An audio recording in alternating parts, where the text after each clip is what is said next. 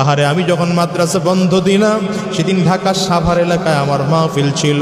মাহফিল শেষ করে আমি রাত্রিবেলায় মাদ্রাসায় এসে ঢুকলাম, তখন 3টা সাড়ে 3টা বাজে। মাদ্রাসায় ঢুকে দেখি সব বাচ্চারা চলে গেছে, ছোট্ট একটা বাচ্চা আমার মাদ্রাসার বাবুর্চির সাথে ঘুমায়।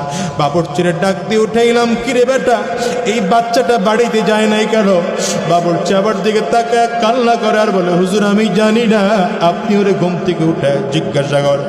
আমি বাচ্চাটারে ঘুম থেকে উঠেইলাম, কিরে বাবা বল কেন তুই বাড়িতে যাস না? বাচ্চাটা আমার দিকে তাকায় ফেল ফেল করে কাঁদে আর বলে, হুজুর আমি কই যাব হুজুর, আমার তো বাবা না। হুজুর আমার মা থাইকা আজকে নাই, আমি কার কাছে যাব? বাড়িতে যাব না।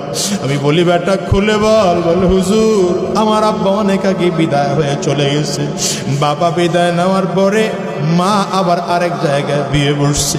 ওই বাড়িতে গেলে আমার নতুন আব্বু আমারে মোটেও আদর করে না, আমারে ধমক দেয়, মার দেয়, আমারে মোটেও আদর করে না, ভালোবাসে না।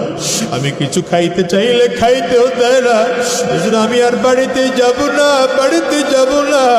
বাচ্চাটা পকেট থেকে 20 টাকার একটা নোট বের করে দেখায়, হুজুর এই 20টা টাকার নোট আমার কাছে আছে, যেই কয়দিন মাদ্রাসা বন্ধ আমি খানা কিনে কিনে খাবো। আমার বড় মায়া লাগলো, বাচ্চাটারে উঠাইয়া কোলের মধ্যে নিলাম। বললাম, বাবারে কে বলছে তোর বাবা নাই? ইচ্ছা আমার দিকে তাকাইয়া দেখ, আমি তোর বাবা। ছোট আমার দিকে তাকায় কান্না করে আর বলে, হুজুর আমি ভালো করে জানি আপনি আমার হুজুর, আপনি আমার ওস্তাদ, আপনি আমার বাবা না। আরে দুনিয়ার মুসলমান ভালো করে বুঝো, ভালো করে বুঝো।